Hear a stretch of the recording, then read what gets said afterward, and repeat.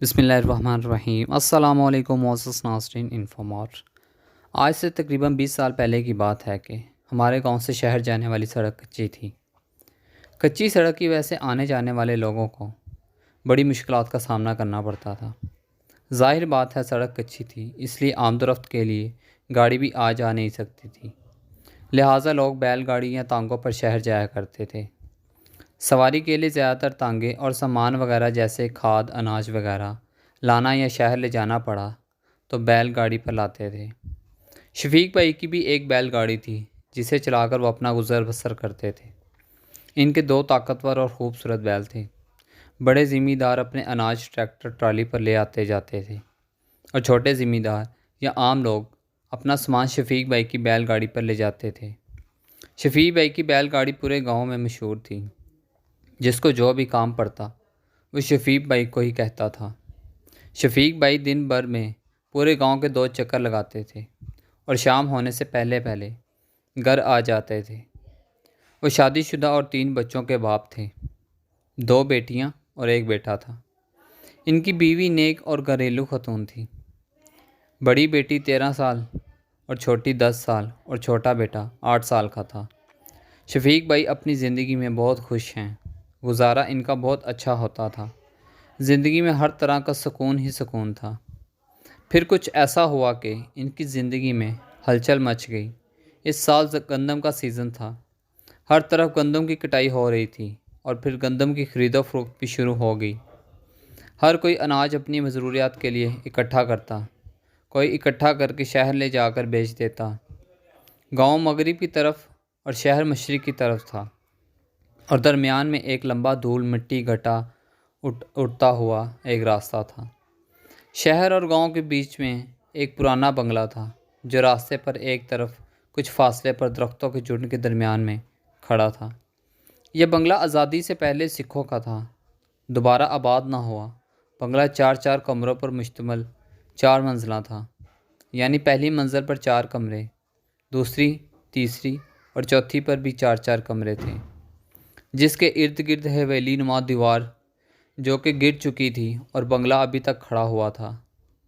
اس بنگلے کے ارد گرد بڑے بڑے درخت اور کانٹے دار جھاڑیاں اگ گئی تھی۔ جو بھی اس راستے سے گزرتا تو اس دیو نما بنگلے کو دیکھتا تو خوف سے لرز جاتا تھا۔ وہ بنگلہ جنات والے بنگلوں کے نام سے مشہور ہو چکا تھا، جو کہ اب مشہور تھا کہ اس میں اب جنات کا بسیرا ہے۔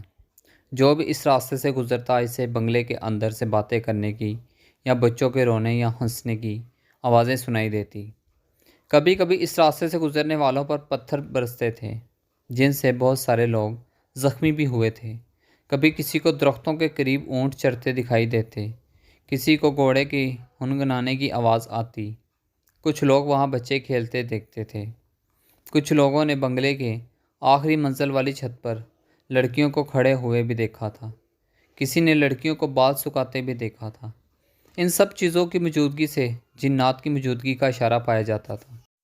بنگلے کے ارد گرد جن کی زمین تھی، وہ زمینوں پر جب بھی کام کرنے گئے انہیں کچھ نہ کچھ ضرور دکھائی دیتا تھا۔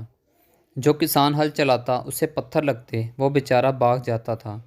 جو زمینوں پر کام کرنے آتے ہیں انہیں بڑا سا سانپ دکھائی دیتا تھا یا بڑی سی چیل ان پر حملہ کرتی تھی۔ لوگ بیچارے ڈر کے بھاگ جاتے تھے۔ پھر جنوں کے بنگلے کے ارد گرد والی زمین بنجر ہونے لگی تھی۔ ایک دن شفیق بھائی اپنی مزدوری میں مصروف تھے، بیل گاڑی پر اناج کی بوریاں لاتے۔ انہوں نے سوچا کہ تیسرا چکر بھی لگا لوں۔ تیسرا چکر لگا کر بیل گاڑی سے اناج اتار کر وہ واپسی نکلنا چاہتے تھے۔ انہوں نے جلدی جلدی سامان اپنی چادر میں باندھ کر بیل گاڑی پر رکھا اور بیلوں کو تیزی سے ہانپتا شروع کر دیا۔ جب وہ شہر سے نکلے تھے تو سورج غروب ہو چکا تھا۔ اب شفیق بھائی کے دل میں خوف جاگا تھا۔ جب وہ شہر سے آتے آتے جنات والے بنگلات کے قریب سے گزرے تو چاند اپنے جوبن پر تھا۔ ایسی چاندنی تھی کہ دن کا سماں تھا۔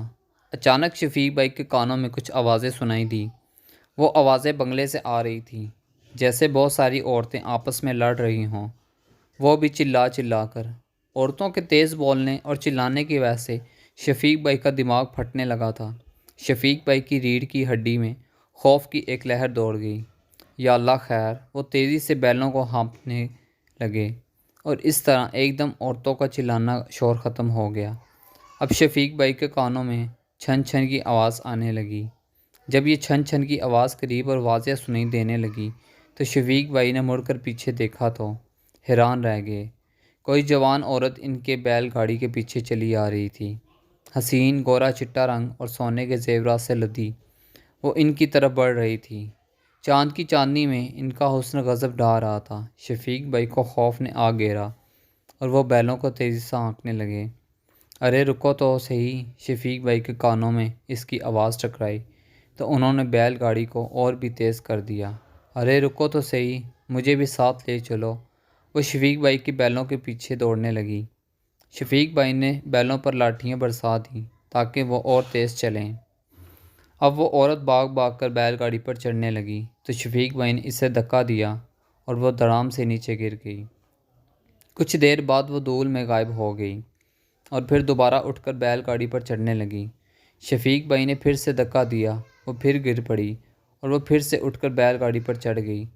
جب وہ بیل گاڑی پر چڑھ گئی تو شفیق بھائی ایک ہاتھ سے رسی کو تھامتے اور دوسرے ہاتھ سے اس کو دھکا دے کر نیچے گرا دیتے۔ بیل بھی پوری قوت سے دوڑ رہے تھے۔ آخر کار وہ عورت پیچھے رہ گئی اور شفیق بھائی وہاں سے نکلنے میں کامیاب ہو گئے، اور پھر شفیق بھائی نے سکون کا سانس لیا۔ گھر آتے ہی شفیق بھائی نے بیلوں کو کھول دیا۔ بیل بھی تیزی سے دوڑنے کی وجہ سے ہانپ رہے تھے۔ شفیق بھائی بیلوں کو باندھ کر بیوی سے کہنے لگے کہ گاڑی پر چادر میں بندھا ہوا سودا سلف پڑا ہے، اسے اٹھا لاؤ۔ جب بیوی گاڑی سے سامان اٹھانے لگی تو کیا دیکھتی ہے، سامان کے پاس ایک ہار پڑا تھا۔ وہ شفیق بھائی سے کہنے لگی، یہ ہار کس کا ہے؟ جب شفیق بھائی نے ہار دیکھا تو دنگ رہ گیا۔ ایک بھاری سونے کا ہار تھا جو یقیناً اس بنگلے والی جن عورت کے گلے سے گرا تھا۔ تو شفیق بھائی نے پورا واقعہ بیوی کو سنا ڈالا۔ ان کی بیوی کی خوف سے چیخ نکل گئی اور اس نے ہار پرے پھینک دیا۔ شفیق بھائی نے اٹھ کر وہ ہار اپنے پاس رکھ لیا۔ سوچا کل کرم دین چاچا کو دکھاؤں گا، وہ جو کہیں گے پھر ویسا ہی کروں گا، اور یوں وہ کھانا کھا کر سو گیا۔ تقریباً آدھی رات کو شفیق بھائی چیخ مار کر اٹھ بیٹھے۔ بیوی نے دیکھا تو وہ بے ہوش ہوتے۔ وہ دوڑ کر پڑوسیوں کو بلا لائی۔ شفیق بھائی بے ہوش پڑے تھے۔ یہ دیکھ کر سب حیران رہ گئے۔ بیوی نے رو رو کر سب کو جنی والا قصہ سنایا۔ کسی نے کہا کہ کرم دین چاچا کو لاؤ۔ فوراً چاچا کو بلا لیا گیا۔ کرم دین چاچا نے کچھ پڑھ کر پھونک ماری تو شفیق بھائی کی آنکھ کھل گئی اور وہ اٹھ بیٹھ گیا۔ کرم دین چاچا نے سب کو وہاں سے جانے کو کہا تو سب اپنے اپنے گھروں کو چلے گئے۔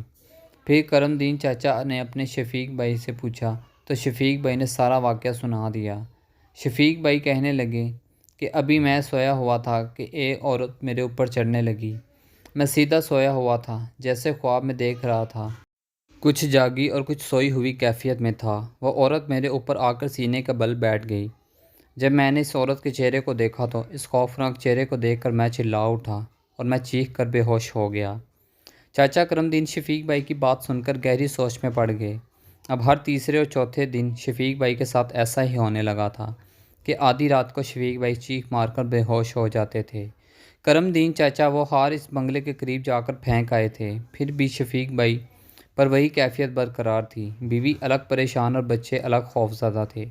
شفیق بھائی کو پیروں، عاملوں، فقیروں اور مولویوں کے پاس لے جایا گیا، پھر بھی ان کی حالت وہی رہی، کوئی فرق نہ پڑا۔ کسی نے کرم دین چاچا کو فقیر اتھر والے کے بارے میں بتایا۔ وہ جا کر فقیر اتھر والے کو لے آئے۔ فقیر اتھر بہت پہنچے ہوئے عالم اور بزرگ تھے۔ سب سے پہلے آتے ہی انہوں نے شفیق بھائی کو پانی پر دم کر کے دیا اور پھر کچھ لکڑیاں جمع کروائی اور ان لکڑیوں کو آگ لگا دی۔ پھر کچھ پڑھنے لگے۔ شفیق بھائی بھی آگ کے آگے آنکھیں کھول کر بیٹھے ہوئے تھے۔ کرم دین چاچا کے ساتھ ساتھ کچھ اور لوگ بھی بیٹھے ہوئے تھے۔ اتر والے فقیر نے کچھ پڑھتے پڑھتے جیب سے ایک اتر کی شیشی نکالی، ڈھکن کھولا اور آگ میں انڈیل دی، اور آگ اب مزید بھڑک اٹھی۔ پھر فقیر بابا نے اٹھ کر ایک جلتی ہوئی لکڑی اٹھائی اور وہ لکڑی شفیق بھائی کے پاؤں پر رکھ دی۔ شفیق بھائی نسوانی آواز میں چیخ اٹھے، مت جلاؤ مجھے، چھوڑ دو، مجھے شفیق سے عشق ہو گیا ہے۔ پھر اتر والے فقیر بابا جلال میں آئے اور کہنے لگے، ابھی تو صرف میں نے تیرا پاؤں جلایا ہے، اب میں تجھے آگ میں پھینک دوں گا۔ شفیق بھائی پھر عورت والی آواز میں روتے ہوئے فقیر بابا کے پاؤں گر گئے۔ فقیر بابا اپنی چھڑی شفیق بھائی کی کمر پر برسانے لگے۔ شفیق بھائی اپنی نسوانی آواز میں چیختے چلاتے رہے مگر فقیر بابا انہیں مارتے رہے۔ شفیق بھائی نسوانی آواز میں کہنے لگے، اگر میں جاؤں گی تو اسے برباد کر کے جاؤں گی۔ فقیر بابا نے کہا، تم اس کا کچھ بھی نہیں بگاڑ سکتی۔ آخر شفیق بھائی بے ہوش ہو گئے۔ پھر فقیر بابا ہاتھ رو کر دور جا کر بیٹھ گئے اور آنکھیں بند کر کے کچھ پڑھنے لگے۔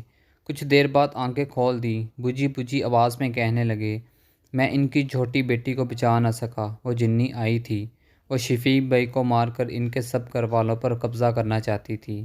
باقیوں کو اللہ کے فضل و کرم سے بچایا جا سکا ہے، لیکن وہ پھر بھی اپنا کام کر گئی ہے، وہ شفیق کی چھوٹی بیٹی کو مار گئی ہے۔ جب بابا نے اپنی بات ختم کی تو گھر میں سے رونے کی آواز آئی۔ کیا دیکھتے ہیں کہ شفیق بھائی کی چھوٹی بیٹی مر چکی ہے۔ اس کی بیوی رو رو کر سب کو بتا رہی تھی کہ میری بیٹی ٹھیک ٹھاک تھی۔ اچانک اٹھ کر رونے لگی اور کہنے لگی کہ ماں مجھے بچا لو، ماں یہ عورت میرا گلا دبا رہی ہے۔ بس کچھ ہی لمحوں میں اس کی گردن لٹک گئی۔ فقیر بابا نے شفیق بھائی کو جنی سے تو بچا لیا، پھر بھی اس جنی نے شفیق بھائی کی چھوٹی بیٹی کو مار کر ہی سکون لیا۔ رو دھو کر شفیق بھائی اور ان کے گھر والوں کو صبر آ ہی گیا۔ جاتے وقت فقیر بابا سے گاؤں کے لوگوں نے کہا تھا، سائیں جی مہربانی فرما کر اس جنات والے بنگلے سے جنات کا بسیرا ختم کروا دو۔ تو فقیر بابا کہنے لگے، تم ان کی طرف نہ جاؤ تو وہ تم کو بھی کبھی تنگ نہیں کریں گے۔ کرم دین چاچا نے کہا کہ بھائی شفیق نے تو انہیں تنگ بھی نہیں کیا تھا، شفیق تو اپنے راستے سے گزر رہا تھا۔